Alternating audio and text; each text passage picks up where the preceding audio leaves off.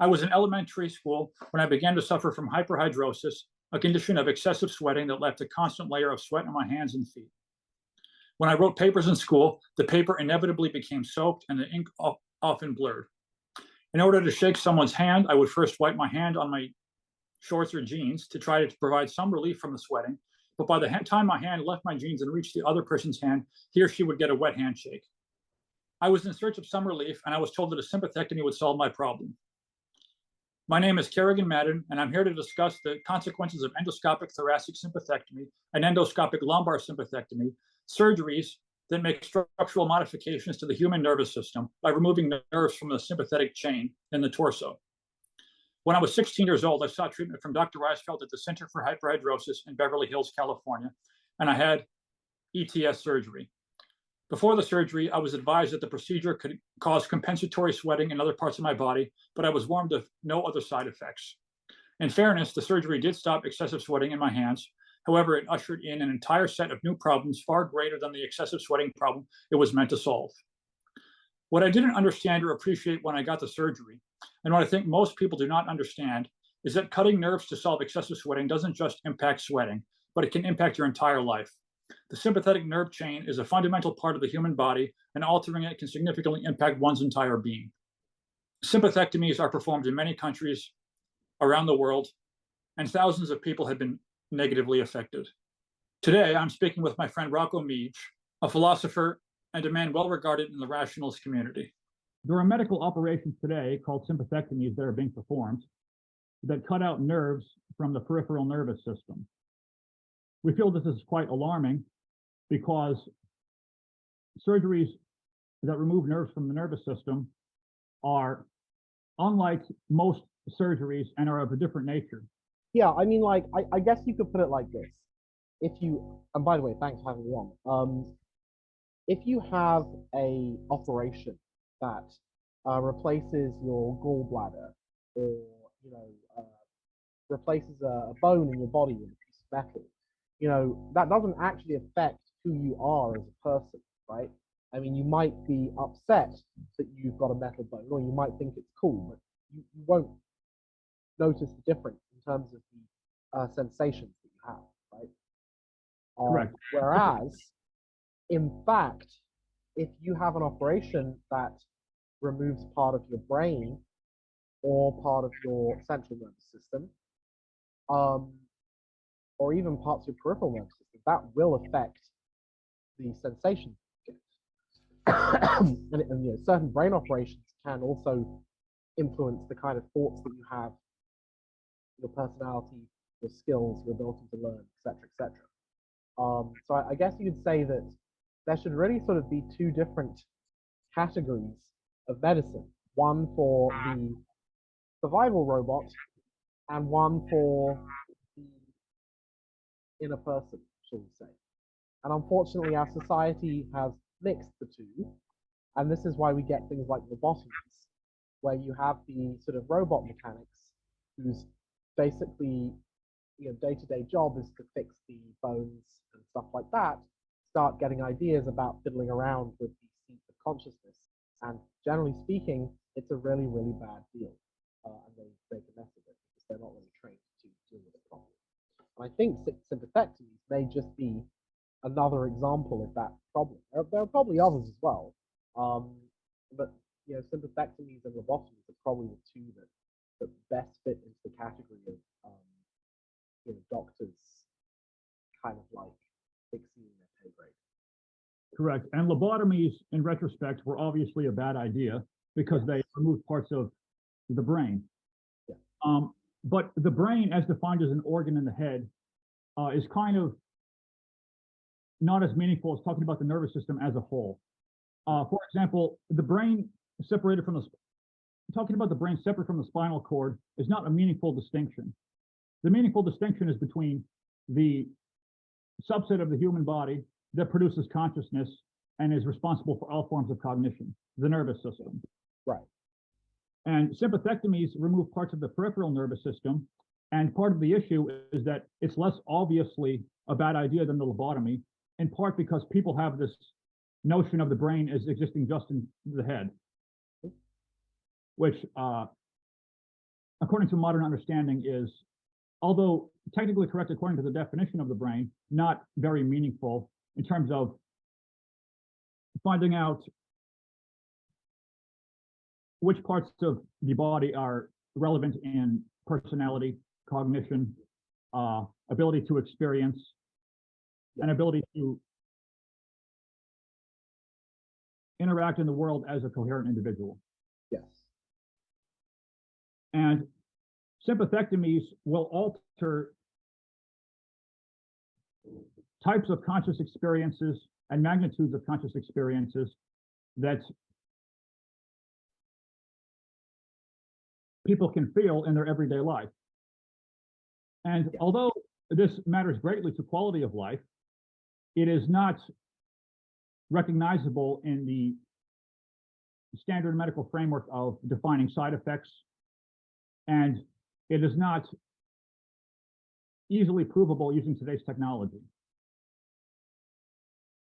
So we have a lot of subjective reports of sympathectomy patients who have a much lower capacity for all forms of positive experiences and negative experiences, including no longer being able to enjoy spending time with friends and family, lower capacity for pleasure, for eating food and drinks, reproductive pleasures, even things such as being able to watch a movie and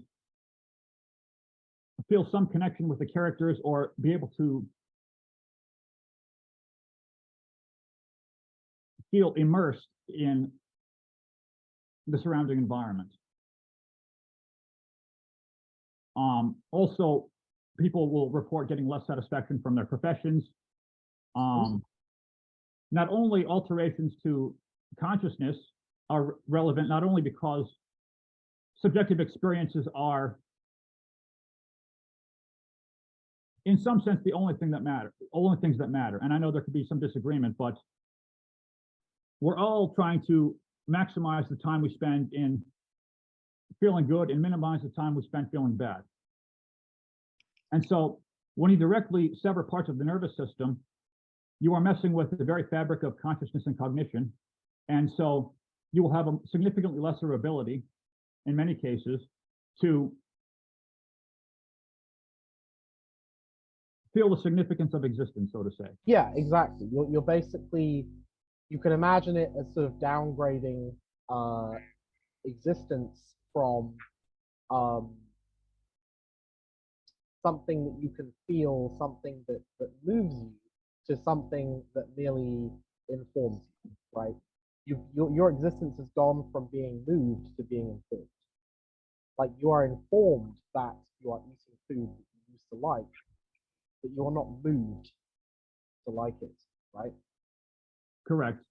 And apart from alterations to valence and ability to experience all forms of pleasures and pains, altering the nervous system will alter functionality. So the nervous system being a biological machine, if you make structural alterations to the machine, it will start to behave at least slightly erratically afterwards. The nervous system was built quite precisely over hundreds of millions of years of biological evolution.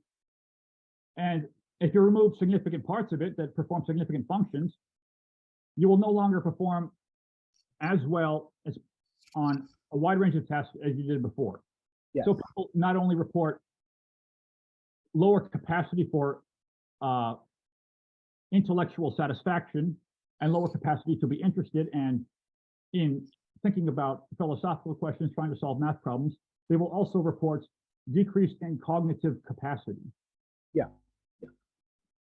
If you think of two-way causality between the nervous system and consciousness, if you remove aspects of consciousness, you are altering part of this circular causality. And these alterations result in some people report being bedridden for even decades, being extremely fatigued. And not only loss of functionality in terms of cognitive capacity, but also the peripheral nervous system controls the fight or flight response. So people report being less fearful in some situations they would have found fearful before. Patients have reported destruction of their capabilities of their reproductive systems and even digestive systems. And part of the issue is sympathectomies are very poorly regulated in the United States. There's essentially no US body that regulates surgeries. We have the FDA to regulate medications, but no corresponding body to regulate surgeries. And elsewhere besides the United States, sympathectomies are notoriously unregulated, although were indeed banned in Sweden in 2003 and banned in Taiwan for patients over the age of 20. Yeah, I mean, you know, and I think the reasons that were given for banning them was that, you know, they were not confident that these procedures were actually safe in the sense that they preserved the patient's sort of cognitive function, or at least their should we say their sort of experience of life, right? Or their quality of mental life. But people watching may be somewhat curious. You had two sympathectomies.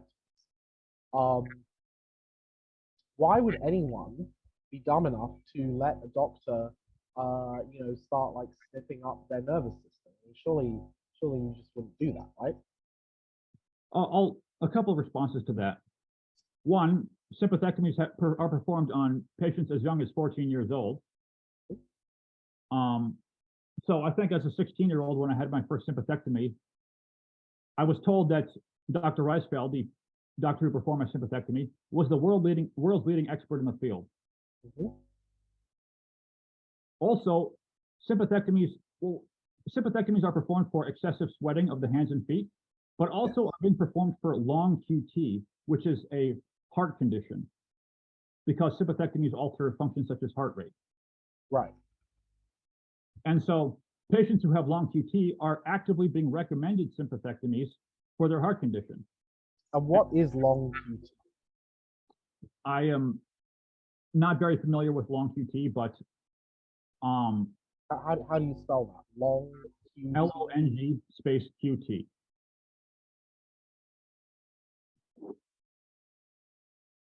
LQTS is an abnormal feature of the heart's electrical system that can lead to potentially life-threatening arrhythmia called torsades de Fontes. Torsades de Fontes, sorry. It may result in fainting or sudden death. So, you know, that's obviously not ideal. But LQTS, you know, is probably a little more serious than sweating. So I mean, if people are getting sympathectomies to cure sweating, then they must be being told that it's extremely safe. Because, you know, if I had a sweating problem and somebody said, well, we can perform this operation on you, and like it might cure your sweating, but it might also turn you into a philosophical zombie, I would probably just deal with the sweating and carry a towel. Correct. Patients are told that sympathectomies are very safe and very minor procedures. In my case, I had multiple doctors say that it was very safe. It was even recommended by one doctor. Also, if a skeptical patient decides to read the medical literature for himself or herself, he or she will find that sympathectomies are regarded as being well established in the medical literature. Now, this is alarming for a couple of reasons. Of course, everyone can understand individual cases of doctors committing fraud or being a little bit money hungry, but this indicates a systematic problem that we have surgeries that are effectively removing parts of patients' nervous systems, altering the very fabric of their cognition, that are well regarded in medical literature and are ubiquitously performed all around the world. But when they say it's safe, I mean, it is safe in the sense that you're not going to die. I mean, has anyone ever died of a sympathectomy?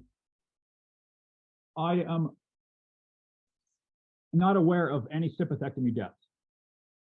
So it's not going to kill you, but it might kill you on the inside. some sense, right? Correct. And the problem is that that's harder to measure. Well, it's actually not harder to measure, it's impossible to measure. In fact, I don't even know whether you're lying to me. You could have been lying to me about this the whole time, and I wouldn't know, because it's impossible for me to tell the difference between somebody who genuinely has a reduced state of consciousness or a reduced intensity of consciousness and somebody who's just pretending. In fact, you can even have an extreme case of a person who actually claims to be a philosophical zombie as a result of sympathectomy. And I mean, I don't think there is anyone like this that I'm aware of, but you could have it, and you would have no way of confirming or denying, right? I mean, I'm not sure whether it would be, and just for people who don't know, a philosophical zombie is an entity which has all of the same information processing capabilities as a human. So they can walk and they can talk and they can, you know, see things and hear things and they can smell things and they can taste things and touch things. But they don't have any inner experience at all. So they have no sensations. There's nothing that it feels like to be that person. So in theory, you know, it's sort of theoretically possible for an operation to actually cause that condition. And then people to say that it's caused it, and then nobody to believe them. They're like, well, how can we tell? Now, it seems to me that sympathectomy is sort of this weird kind of halfway case where it doesn't cause you to be a philosophical zombie, but it removes some aspects of experience, right? So it's the sort of partial experience reducer. You can still see things, you can still smell things, you can still taste things, right? But you just don't get the same feeling of enjoyment from it. Yes. So I will speak in terms of the experience machine thought experiment. Right. So the experience machine thought experiment being, if you put yourself in a machine, you can choose a wide range of any kind of experiences you want, but you wouldn't be actually doing anything. There would be no actions tied to those experiences. They would just be the experiences directly injected, so to say, in your nervous system. Yeah. My life currently is somewhat the opposite of the experience machine, where I can perform actions, but the experiences that are generally tied to them have been so significantly diminished as to be either negligible or non-existent. Yeah. And when you were talking about the philosophical zombie, that would only work if consciousness is an epiphenomena. It doesn't actually do anything, correct? Yeah. Whereas when patients from sympathectomies report diminished capacity for conscious experiences, that alters their behavior. If you don't find pizza to taste really good, you're probably not going to have an obesity problem. Right. Is there a reduced amount of obesity in people with sympathectomies? So some patients report weight gain, some patients report weight loss, but it's hard to measure. It's hard to isolate the variable of reduced capacity for food because you also have alterations to your digestive system. So when you have presumably alterations to metabolism and less physical activity as well. Correct. And also, what's interesting is some patients report different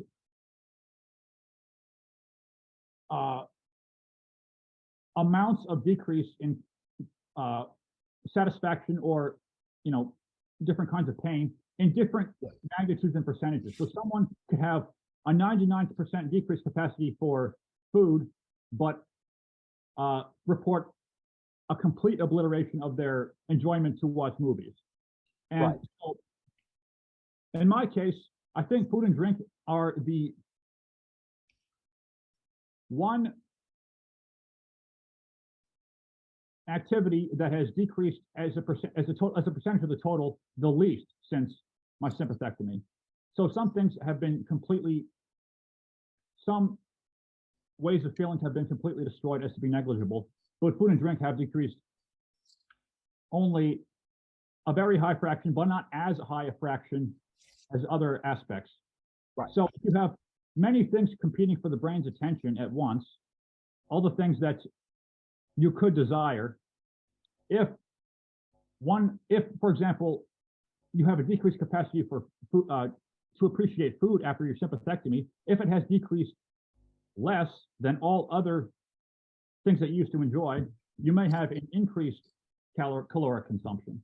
Just as an example. Yes, because you're sort of offsetting your lack of enjoyment of exercise, of music, of friendship, of all these other things. All you have left is food, so you just eat a lot of food.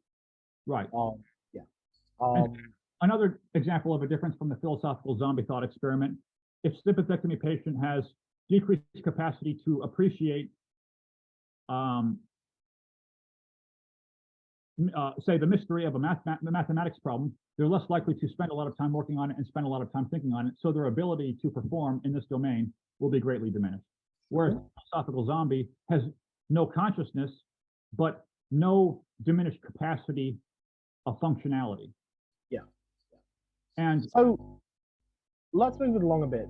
I mean, what can we do about, so first of all, is it possible to cure the damage from a sympathectomy right now? And second of all, assuming it isn't, what can we do to prevent other people from getting this damage? And like how common is it to basically lose your sense of joy from life as a result? So in terms of a cure, there is a doctor in Taiwan who's becoming relatively popular, who's attempting to reconnect the severed nerves. Right. No patient has reported, I'm not familiar with any patient who's reported a complete reversal. Only patients who have reported some improvement and some patients who have reported no improvements. Okay. I mean, I guess something is better than nothing, right? Correct. I mean, some aspects, even if I got a complete reversal, for example, some aspects I would be highly skeptical could be actually reversed. One, destruction of memories from my life. Right. So you feel like it's also destroyed some of your memories. So it's made Correct. I have a much lesser memory, much fewer memories of my childhood. Yeah. And I have had a significant decrease in capacity to create memories.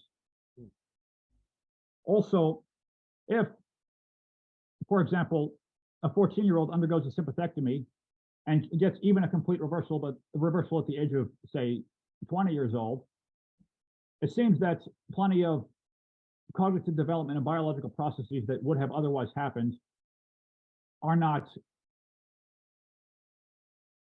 reversible. Yeah.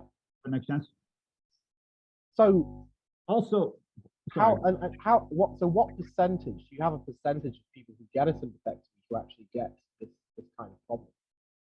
So there are thousands of patients who, on a specific Facebook group, which I can link in the description, yes, who report greatly diminished capacities for joy and even emotional and even suffering, which we haven't talked about yet. For example, don't tell the negative utilitarians about this, or they'll be like going around doing it to people in their sleep. But okay, so I have a greatly decreased capacity for emotional pain, for example. But many patients, including myself, after they have a sympathectomy operation, they report periods of extreme brain fog and discomfort, extreme discomfort in their nervous systems because there was such a significant change in such a short period of time. So, for example, I spent a period of 2 to 4 years where my baseline state of mind was a state of discomfort. I couldn't get a single second where my nervous system felt like it was in a coherent state. I'm not talking about a euphoric state. I'm talking about the equivalent of sitting at a bus stop and waiting for the bus, or some very minor joy, like maybe sitting on the couch after a long day of work. That kind of minor comfort was something that I could not get for a single conscious time slice in the span of years. Okay. So, although now it's now been 6 years since my lumbar sympathectomy, I now am no longer in a state of extreme discomfort, and I have a lower capacity for emotional pain. The negative Right. utilitarians would not be satisfied because there was a lot of suffering that was racked up in the years following. Right. I mean, I was mostly joking about them, but like, but so do we actually know? So we know there are thousands in the Facebook group. Do we know roughly how many of these operations have ever been performed? How many sympathectomies have been performed? Yes, ever. What's the total number so far? I cannot find this information in part because Do we know roughly how many doctors there are performing? I'm not familiar with that statistic, to be honest. But I mean, like, my impression is that there's probably order of like maybe 100,000 of them have ever been performed. I would say that's a good estimate. I would say perhaps in the thousands of doctors, order of magnitude of thousands. Of doctors. Yes. Right. Um, I'm gonna ask Google. But whilst I ask Google, like, assuming that it's something that we can't cure and it's something that does have relatively serious, nasty sort of hidden side effects in terms of reduced capacity for conscious experience, how can we prevent people from going into this? I mean, Well, I think that hopefully this podcast is the very first baby step. right. So we need to sort of raise awareness of the fact that sympathectomy is sort of almost the new lobotomy. Correct. And it's sort of really going under the radar that doctors have found a new way to lobotomize people and make money off of it, and sort of nobody knows about it. So and a lot of innocent people are getting these sort of like, 21st century lobotomies, and like they're just being effectively killed on the inside, and nobody knows. Yes, we can try to raise awareness through a couple avenues. One is there is systematic. In some cases, the doctors are committing fraud. In some cases, I'm sure there are some doctors who are simply ignorant of the effects of a sympathectomy. For example, I talked to a psychiatrist who was under the impression that he was using the model of the brain as solely housing consciousness and cognition, and he was completely unaware that you can remove nerves from the torso and have any effect on cognition. Right. So I'm sure that there are some doctors who But are. Do we actually do we know why it's the case that damaging nerves outside of the skull has an effect on your experience? I mean, I guess one way to look at it is that there are obviously some events that happen outside of your skull, such as eating or having sex or touching something hot.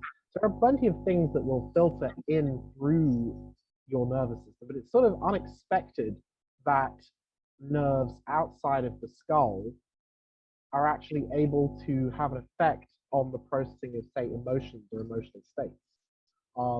Do we actually know why that's the case, or is it still sort of a bit of a gray area? Well, to give an example, the parasympathetic nervous system is responsible for sexual pleasure. Yes. And I think that it's really a false distinction to talk about the brain and the rest of the nervous system. It's kind of an arbitrary cutoff. Yeah.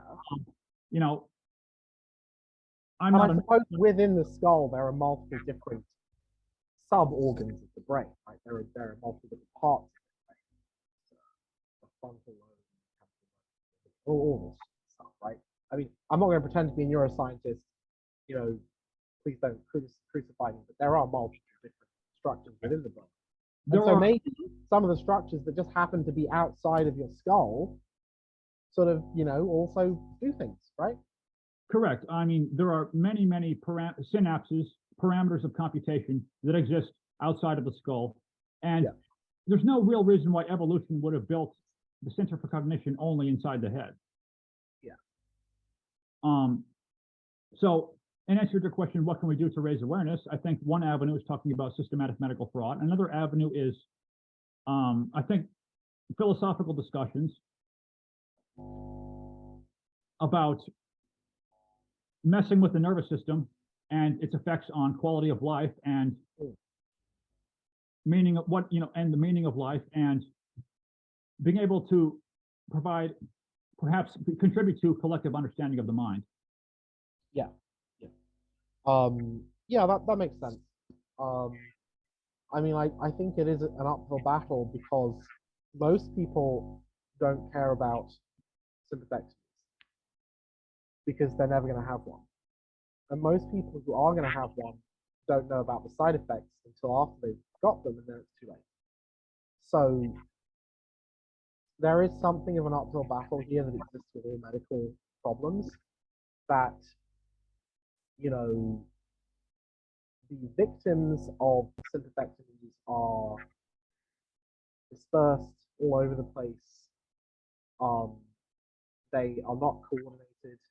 They're not, well, I mean, the ones who already suffered from it are coordinated, but the ones who will suffer from it in the future, they don't know who they are. They don't know that it's a problem, right? And they don't know that it's in their interest to sort of coordinate and research this. I mean, a lot of this is sort of, it sort of reminds me of rational ignorance in a democracy, where there's just sort of like a lot of stuff going on. If you're just a random person, it's just not rational for you to think about all the possible problems in society.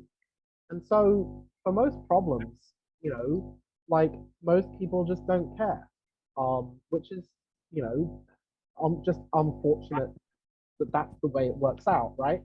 But then, when you get one of these problems that sort of slips through the cracks of the official channels, because I mean, I guess this is sort of regulated by the American Medical Association or something like that, but like, they presumably don't care about loss of consciousness or something like that, or loss of subjective experience, because it's like not part of their remit. And so this sort of falls through the cracks, and nobody cares, and nobody does anything about it. And Correct. this situation can persist for a long time, right?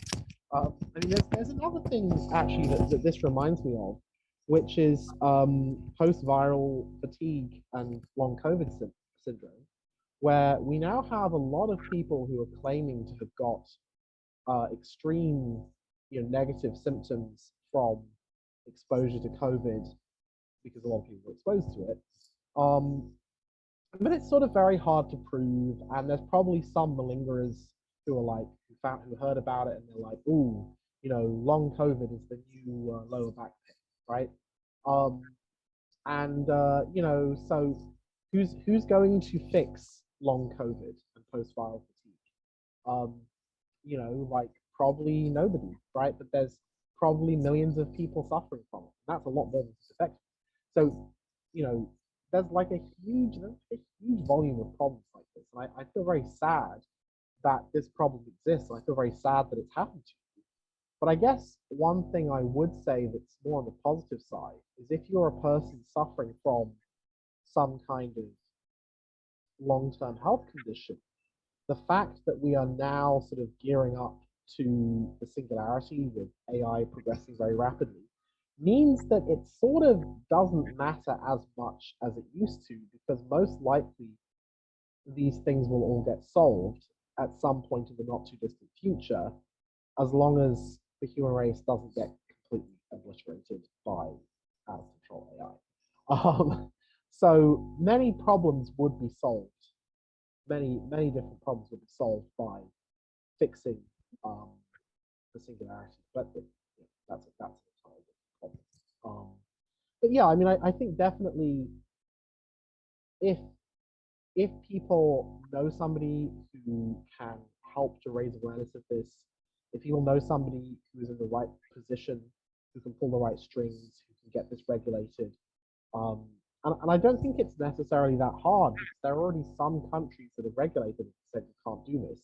So it probably wouldn't be too much of a push to get it done in America as well. Or even if it's not regulated completely, they could just, significantly increase the standard for informed consent. Because what kind of informed consent did you actually give for this? In terms of informed consent, the doctors will only list side effects that can be measured such as compensatory sweating is the side Right. effect that we talk about sweating. You compensate by sweating in other parts of the body. And Mhm. interestingly, most sympathectomy patients will report, most hyperhidrosis patients who have extreme sweating in the first place will have sweating only in the hands and feet, but not so much in the areas that most people sweat. So they're kind of told that their sweating will be more distributed like a normal person's. Right. And in terms of informed consent, there's absolutely no mention of changes to conscious experience or cognition, in part because they're not well measurable using the current tools. I suppose we do have fMRI scans, but there haven't been extensive fMRI studies on before and after. Well, Dr. Goldstein has, I believe, performed some fMRI studies on sympathectomy patients, but I don't believe that results from fMRI scans are Well, established yeah, I mean, that so the doctors can be sued over them. yeah, so fMRI, functional magnetic resonance imaging, is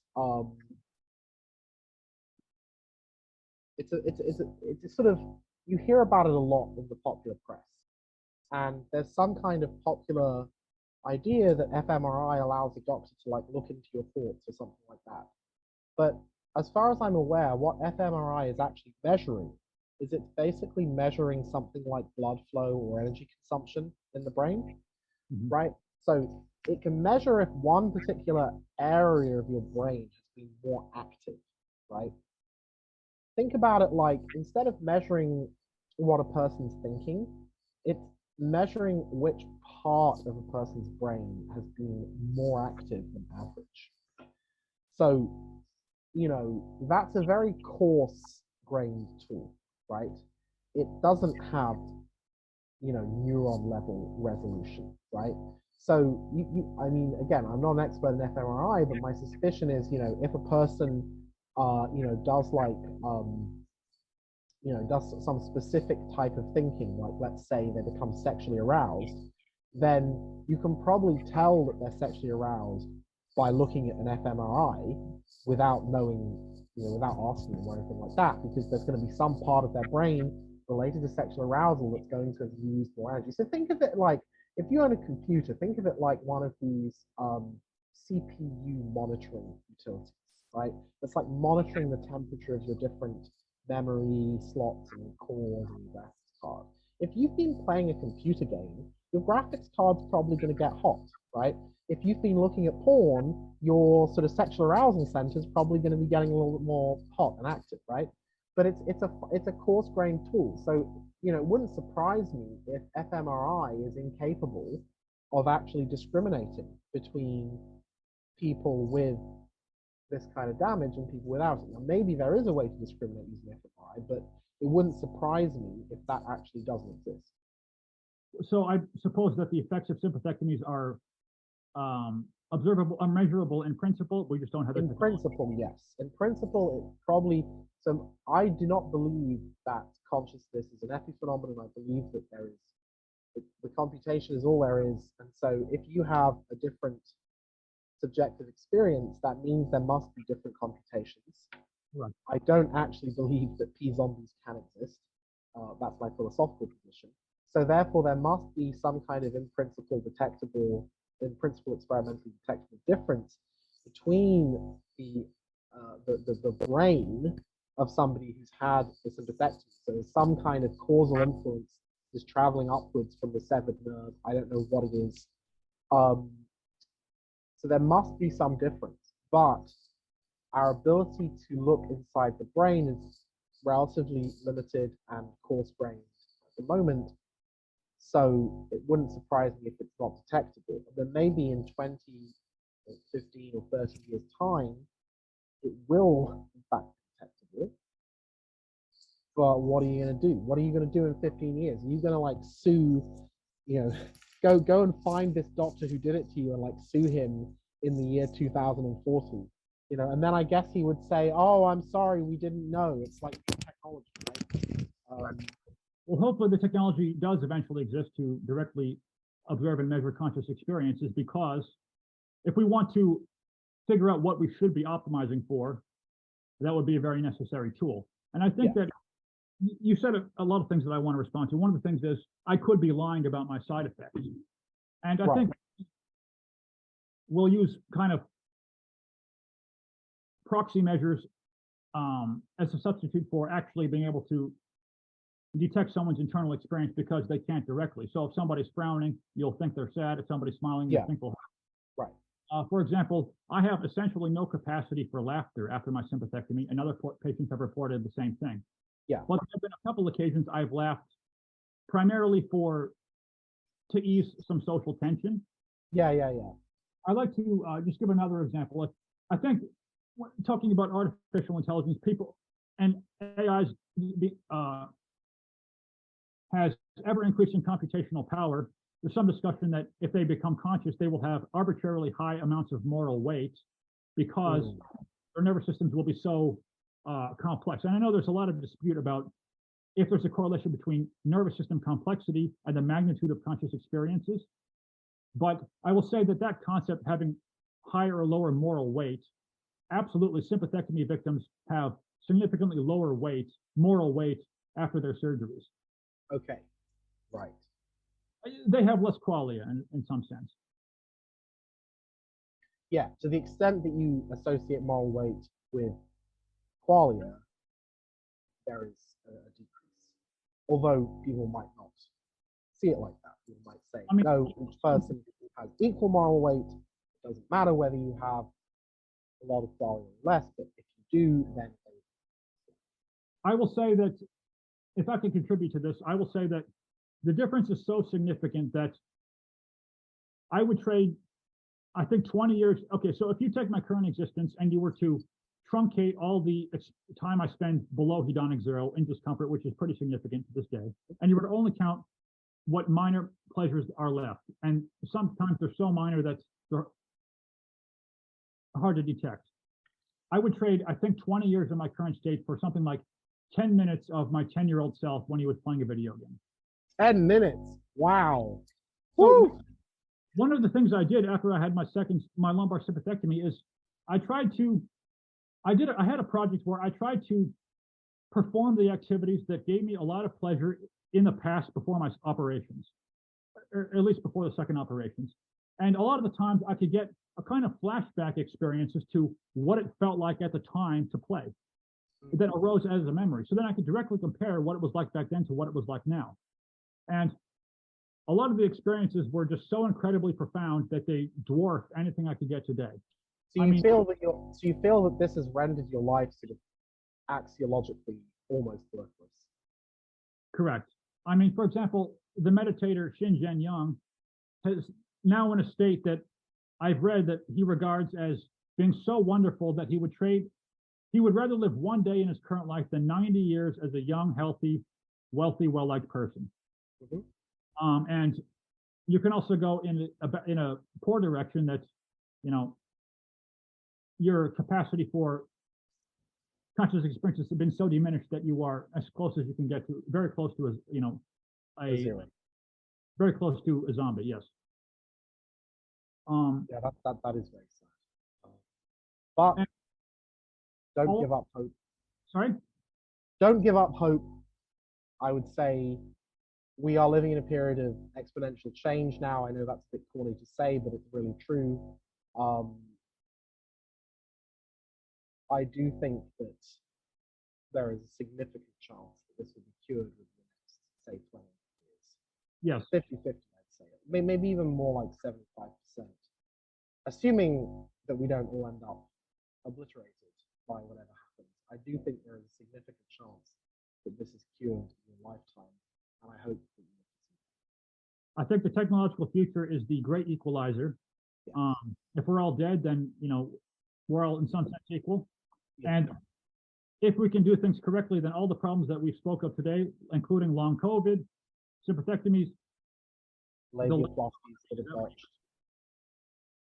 botched labiaplasties, yes, all these problems will be very trivial. And sympathectomy victims and long COVID victims have as much a good chance as anybody as reaching the glorious future. Indeed. May I bring up one other point? Go ahead. I think sympathectomy, I myself have reported, because I had sympathectomies when still in the process of biological development, Mhm. sympathectomies halted so, the normal development of personality. So for example, many people in their early 20s like report having different interests than they do in their late 20s. In their late 20s, maybe then they spending more time around children, and they're less interested in parting, for Yeah. example. Yeah. Sympathectomies in cases can kind of stop this process so that one's biological age does not correspond well with their chronological age in a standard coherent way. Yeah. Yeah. Also, 100%. people who have had sympathectomies in their teenage years, you know, may report a similar phenomenon. Yeah, I agree. I mean, I think like I personally think it's very unlikely that you or any of the other people, well, maybe one or two of us, it's pretty unlikely that a bunch of people would get together and make this up, especially when there are thousands of them. Just because that's a bizarre thing to do, right? Like,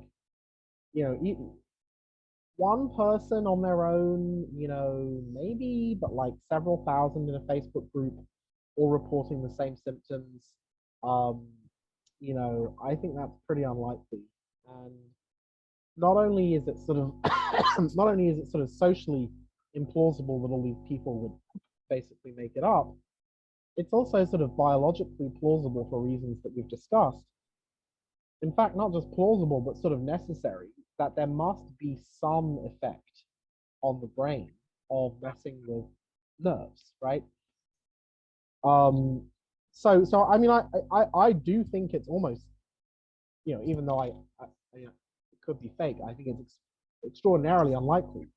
And just based on priors that messing with yeah, the nervous system, based on the priors of what you would expect this to actually do, and also based on the fact that you have thousands of people who have the same symptoms, and based on the fact that doctors managed to make the same mistake before with lobotomies, and they got away with it for a very long time, and for the same reason, right? I love it when people make a mistake, realize they screwed up, everyone admits it was a mistake, and then later on they make a sort of isomorphic mistake, right?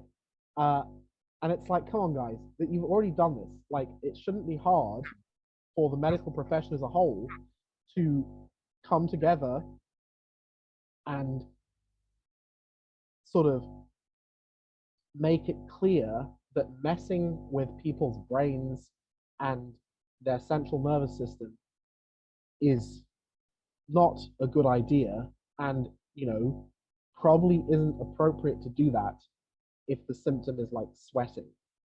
correct. Right. And talking about just based on priors, you would expect changes to consciousness and cognition. I've spoken to artificial intelligence researchers, for example, who in 30 seconds, are quite shocked that this is going on, and yeah, removing pieces of the nervous system. If you were making an analogy to, artificial intelligence, you're just simply, it's like you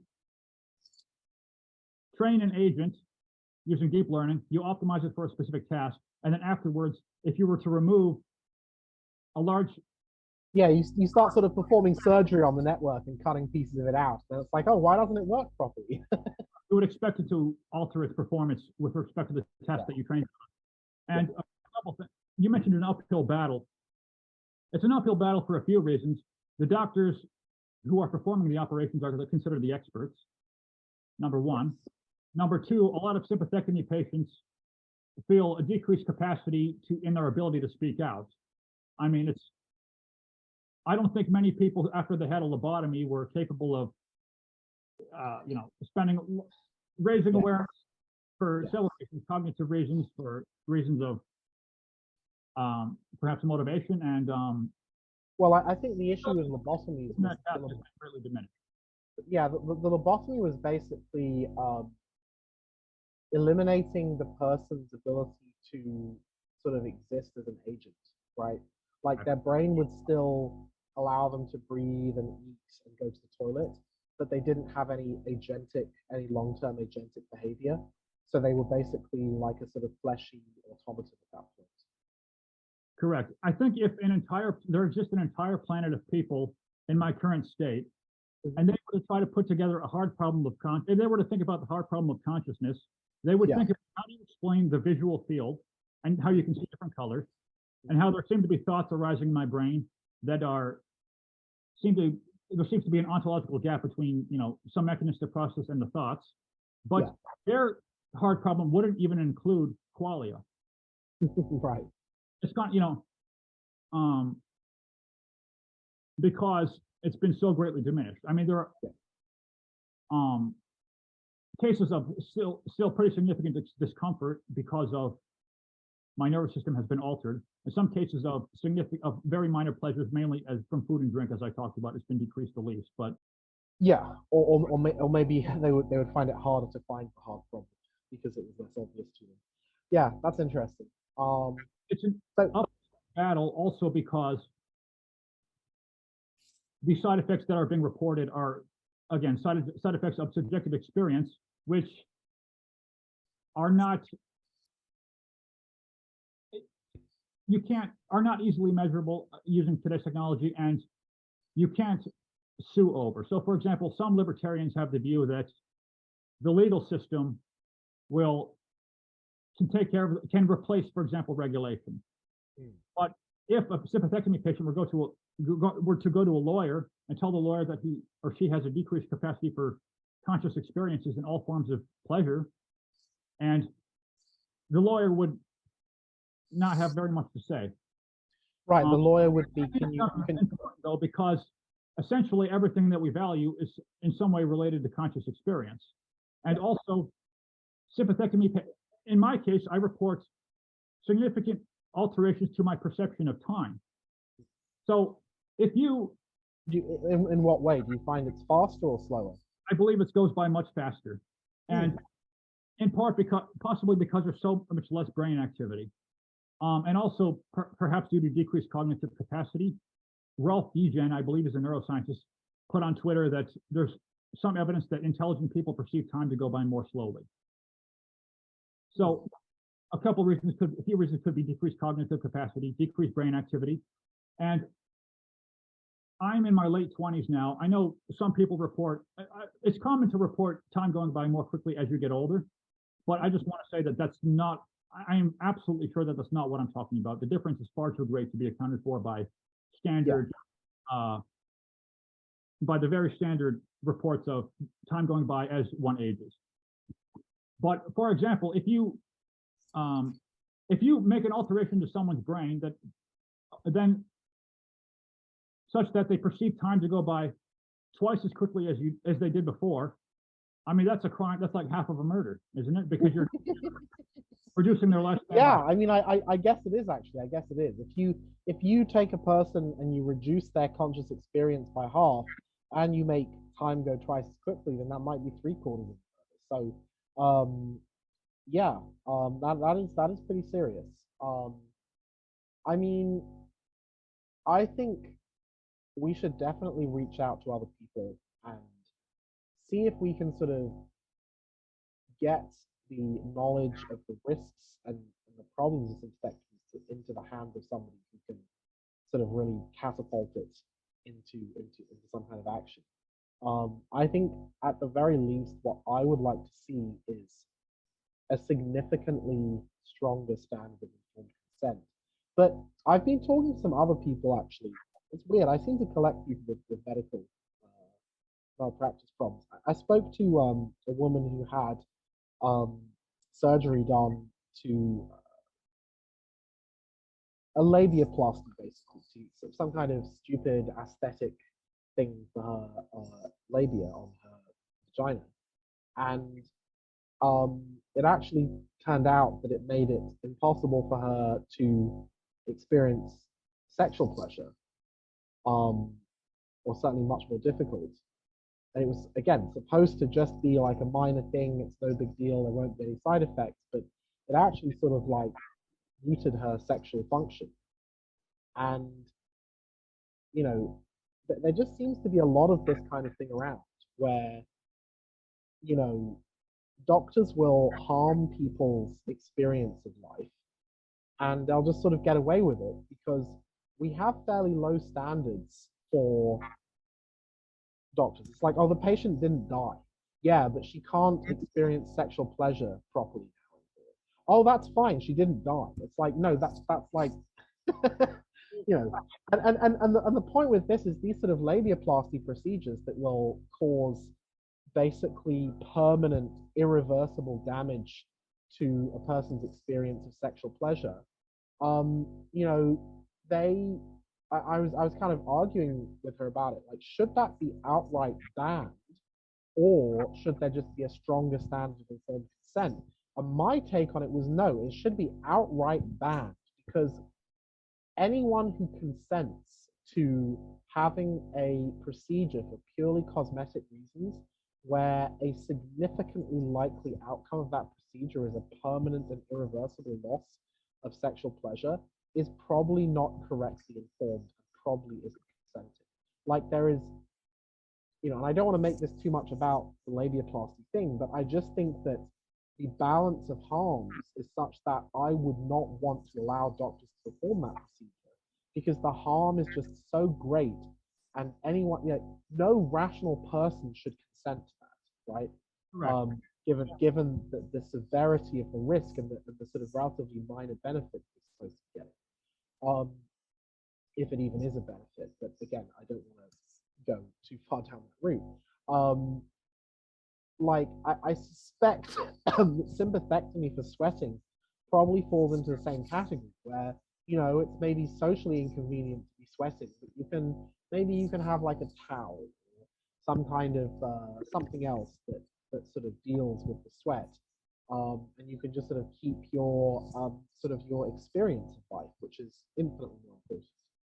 Well, it seems when messing with experience, in the case you provided sexual pleasure, in the case of sympathectomy, all forms of conscious experience, Yeah. the error correction mechanisms we have don't work because consent is an error correction mechanism that doesn't work. Well, it doesn't work if they don't even tell you that your conscious experiences are being altered.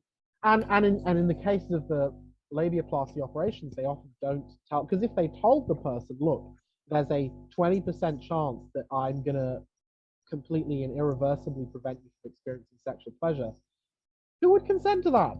Nobody would consent to that, right? So they sort of dress it up, right? They're like, oh, it's very safe, it's very rare. And I mean, I've been in this situation as well. Like I was offered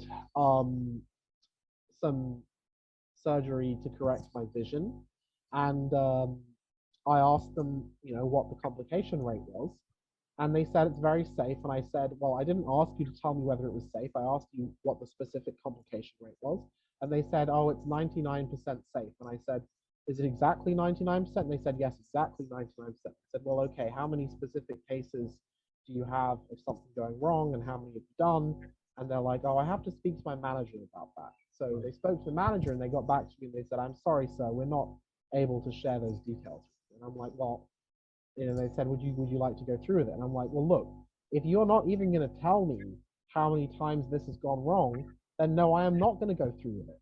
And, you know, that was maybe a mistake on my part because I believe that these types of eye surgery to correct vision are in fact very safe. But companies who are trying to make money out of giving some surgery to people, you know, they do not benefit from being honest about the real rates of failure with the patient. Because if you tell a patient, we did this a million times, and there were 53 people who were like permanently blinded by it, you know, for me, that might be like, okay, 53 out of a million, that's good enough, I'll do it. But most people, if you tell them, oh, there are 53 out of a million people who are permanently blinded, they'll be like, oh my God, I don't want to be permanently blinded, I'm terrified.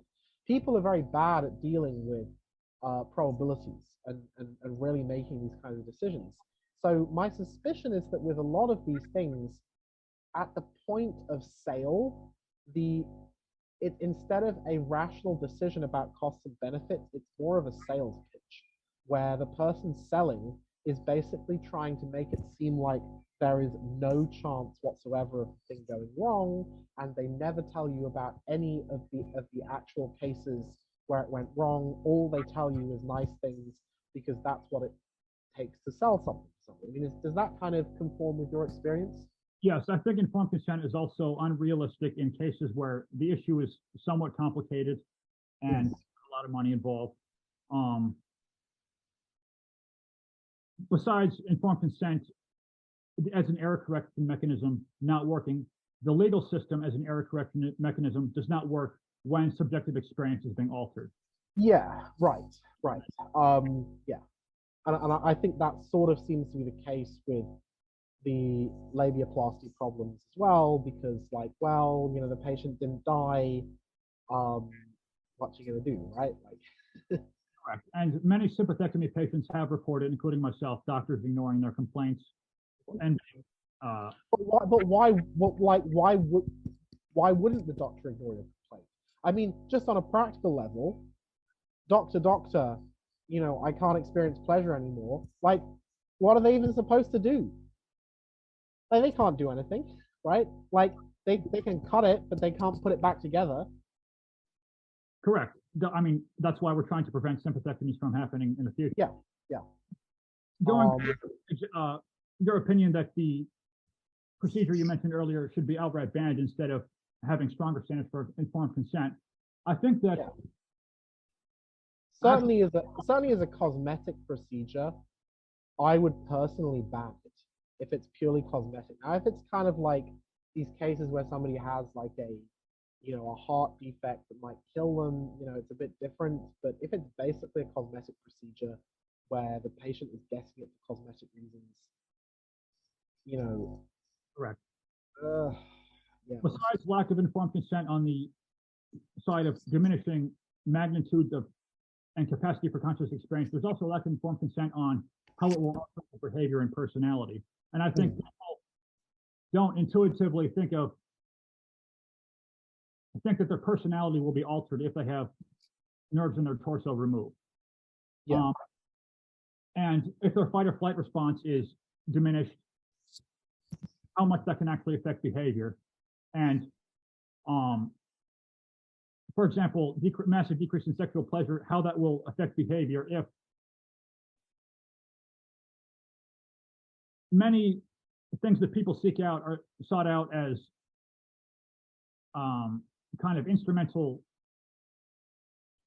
goals to be able to have sex more and reproduce more. If you remove the dopamine release that is orgasm, it's kind of like knocking down a skyscraper from the first floor. A lot of things are going. Yeah, right. Yeah, that makes sense. And I had a discussion on Twitter about a similar issue. We were talking about if a friendly artificial intelligence will revive people who didn't want to sign up for cryonics and didn't want to be revived. And I argued that a friendly AI would revive people, even if they expressed a preference to not be revived. A friendly AI would revive them into paradise anyways, because it would realize their preferences were wrong. So if you have I guess if you have an agent that's much smarter than you, you don't want it to give you what you want. You want it to give you what you should want. To make an analogy, back when my dog was alive, if I gave my dog everything that he wanted, he would eat large quantities of food very quickly and then die. Yeah. I, being the intellectually superior being, I cared for him. I realized that his preferences may be suboptimal, and maybe he wants to eat maybe just twice a day so he can live a lot longer. Whereas he doesn't understand the concept of death. He doesn't understand the concept of death by overeating. So even though he had preferences and I cared about him, I chose to override. Yeah, I have the same problem as your dog. Well, not quite. That was a joke. And so when it comes to sympathectomies, I would argue that it should be outright banned, because if we were to put together an objective morality, and I know there's a lot of dispute about this, conscious experience is going to be directly in the equation.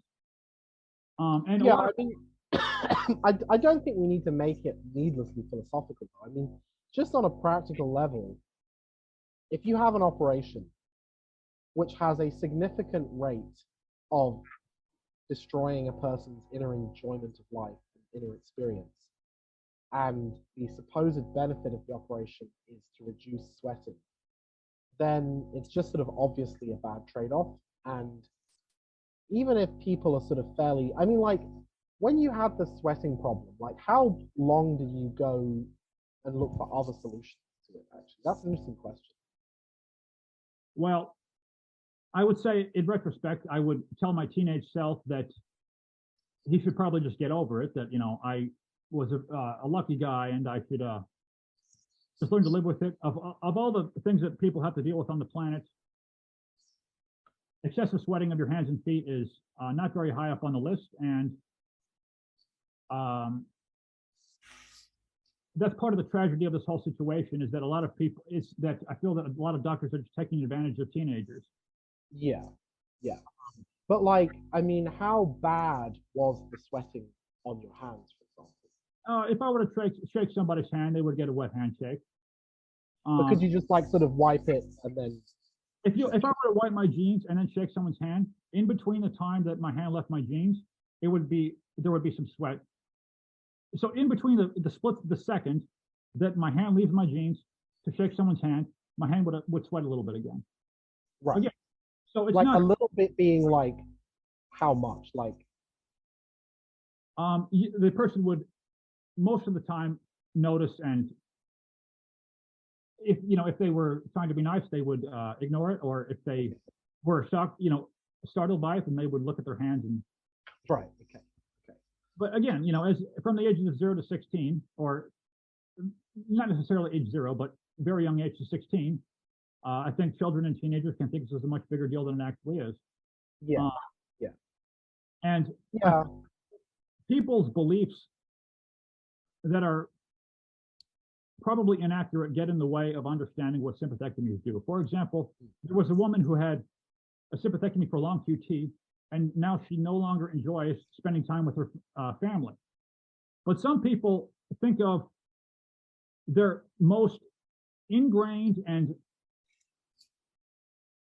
important aspects of their life, they almost think of as being fundamental, that they can't be altered by messing with part of their brain. Like, I've talked to a mother who considered her love for her children to be like a fundamental equation in physics. Like, oh no, if you remove part of my brain, I'm going to still love my children. Right, and but that's not true. That produces such strong conscious experiences, and it's so they can't imagine. So compelling. They can't imagine it being any different. Yeah. But if you mess with someone's brain long enough, in the right way, you can have a mother who no longer cares for her children. Yeah. And so people's beliefs get in the way, and it's a very complex issue. I mean, in terms of the sweating, I guess, like, you could wear a glove or something. If I were to try to prevent sympathectomies from happening further, and if people who have hyperhidrosis, excessive sweating, are listening to this, the things you can try are rubbing antiperspirant on your hands. Mm-hmm. Next, you could try, there's a device called an iontophoresis machine. It passes a small electrical current in your hands. Some people report some improvement, but I will also say that with today's technology, there does not seem to be a cure-all that the large percentage of people find to be very helpful. I would say iontophoresis is the best shot you have, but again, many people find the electrical current to be very irritating and have decided to do without. But I mean, could you sort of wear a glove or something to, yeah, if you really needed to not have wet hands? Yes, if there were an occasion where absolutely you did not want to have sweaty hands for this occasion, you could of course wear gloves. And I think there are even gloves that are meant to look like a human hand. So Yeah. Okay. I can imagine that. I guess it might be a problem to wear them for a long time, but maybe you could just sort of put them on for specific, like if you're going to go to, say, a business meeting or something like that, you could just put some gloves on. Correct. Just for the meeting to shake people's hands with. and then put them in your pockets or something.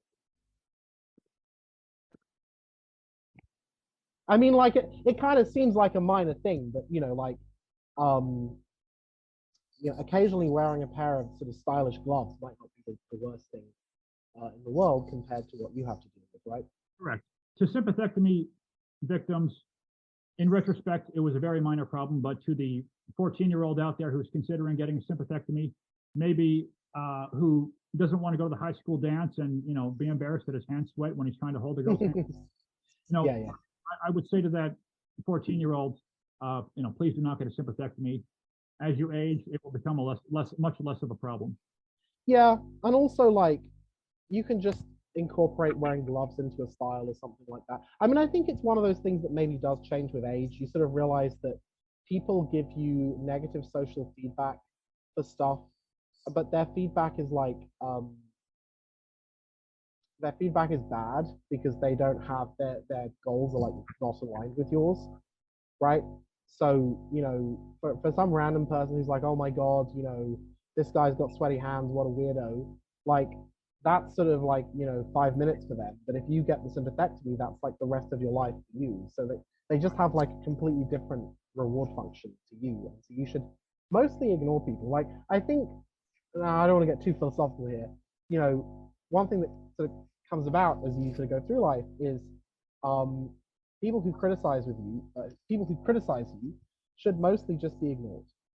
There are very few, like there are some people who've criticized me in my life who I wish I'd listened to, but they're few and far between. The vast majority of people who criticize you are just wrong, stupid, evil, or a combination of the above. Anyway,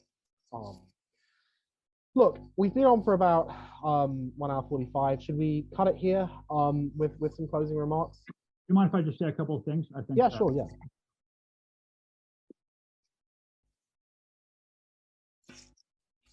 So one of the things you said earlier was that all these problems, long COVID and sympathectomy patients and many other problems, could be solved by eventual AI.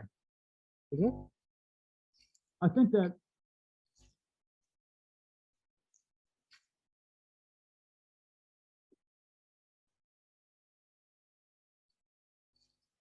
some patients have had, so I would say that the patients who have not reported diminished to conscious experiences, and there are some, in some cases there has been some effect that they haven't noticed. So for example, one of the side effects of a sympathectomy is inability to get goosebumps. Okay. So that's a relatively minor side effect, but if you have an operation and you no longer get goosebumps, a lot of people would not notice that you no longer can get goosebumps. It's just, and even if you all of a sudden noticed, oh wait, I haven't gotten goosebumps in 2 years, you would not be able to link it to a sympathectomy. Yeah. If you actually remember what getting goosebumps is like, you kind of remember, oh hey, it was a good qualia, nice kind of tingly experience. And I suspect that there are some sympathectomy patients who don't report decreased capacity of experience, and it may be something like that. We're decreasing their capacity for conscious experiences and they're not noticing it. Yeah. And also, they may be a little bit more fatigued, maybe sleep a couple hours, but they can't quite pinpoint it to the sympathectomy. Yeah. And I'll say this, I've had sympathectomies twice. My first sympathectomy at the age of 16, only under deep analysis could I notice that it had effects. My second sympathectomy at the age of 21, my lumbar sympathectomy, absolutely put me into a state of horrible fog. And I still think about it. I've been 6 years in thinking about it basically every minute of every day. Right. My first sympathectomy, only under deep analysis did I ever notice that it had changes. In my senior year of high school, I report being more fatigued than years before. Which I could not pinpoint to a sympathectomy back then because I was never made aware of it, and it wasn't, and I could still function fine in life. Yeah. But there was one instance when Stephen Hawking died, just as an example. He was my hero when I was a teenager. I got flashbacks of different times when I was reading a book of his or thinking about him or watching a TV show of his, where I could get the full experience of what it felt like in the moment, but in a memory. So it arises in the present. And I got some flashbacks from the ages of 15 and some flashbacks from the age of 17. And so then when I could directly compare how it felt to be alive in those two moments, I could see that, okay, my 15-year-old self, my experience was slightly more whole. But when there's a direct comparison. And if we have a sympathectomy, oftentimes you'll have a diminished capacity for some form of conscious experience, but you're not, it's hard to make comparisons to your past self. Unless you can make a direct side-by-side comparison by directly accessing your past states. Of course, in some cases it will be obvious, but in some cases it won't be.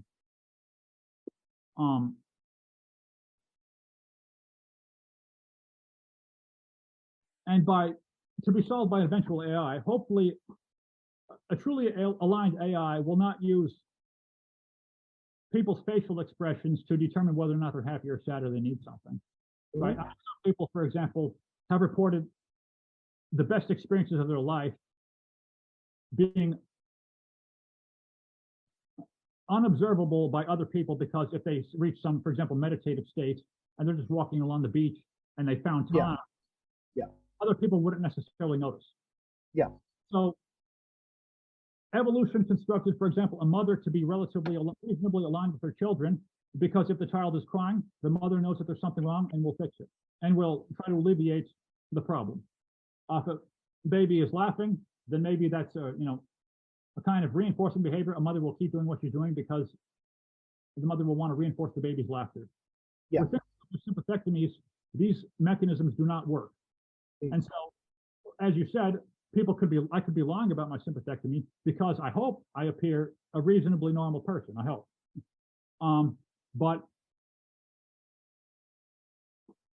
And I've even, for example, lost the ability to actually cry. So the common mechanisms in place to detect someone's suffering don't work.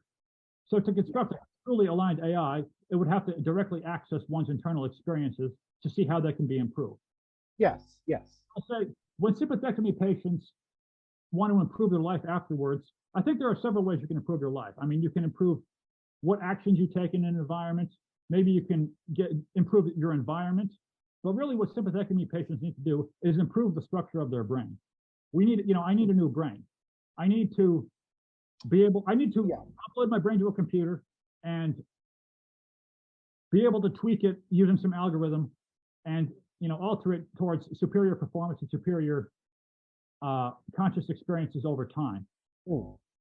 Whereas most people's suggestions on what you should do at any given time are suggestions about what actions you should take or what environment you should put yourself in. But the damage can only be reversed by altering the content of your nervous system. And I think that the vast potential for the future in terms of building an aligned AGI will be to give us nervous systems that allow us to experience types of qualia that don't currently exist in the standard distribution of human experience because evolution never selected for them. Yeah, that's true. I agree with that. I'm not sure whether we can promise aligned superintelligence. Maybe we get it in the next 15 years. Maybe we get misaligned superintelligence in the next 15 years and we're all going to die anyway. That's going to be one of my projects, is making sure that that particular battle goes well. But in terms of the here and now, I think I'm just going to echo Kerrigan's message, which is, don't get a sympathectomy, or at least be very, very cautious and very risk averse with respect to it. And if you can, then try and get in touch with Kerrigan or myself to try and get these operations banned and to try and get some justice for the people who suffer from them. Is there any way people can specifically get in touch with you, and what kind of person would you like to hear from? Yes, people can get in touch with me through Twitter. My handle is at XXX Madden XXX. They can also find me on Facebook if they look for my name. It will be listed. So yeah, it's Kerrigan Madden on Twitter. Do you have a website up for this right now, or is that coming? That's coming. There are some sympathectomy websites, but I will provide a link to the Facebook group in the description. I will provide a link to the post I made on the Effective Altruism Forum in the description. All right, so on that note, thank you very much for having me on. I appreciate it. And yeah, if people want to get in touch with you, it's Madden, XXX on Twitter. Okay. Thank you very much, Roko. Appreciate it.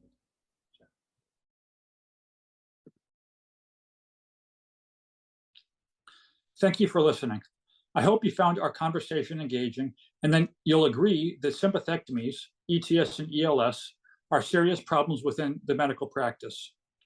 My hope is that this podcast will attract a community of people who are interested in spreading the word about sympathectomies and their dangers and opposing their use within the medical practice. As we mentioned, ETS is currently illegal in Sweden, the first country in which the procedure was introduced. Please consider sharing this within your social and professional networks. Again, I'm Kerrigan Madden, and I've been speaking with Roko Mijic. You can find me at Twitter at XXXMaddenXXX, and you can find Roko Mijic on Twitter at Roko, ROKO __ETH. I will also post links to other videos and blog posts that I made in the description to this video. I will also post a link to the Facebook group for ETS, a video I made that is currently on YouTube, and a blog post that I made in the description to this video. Thank you again for listening.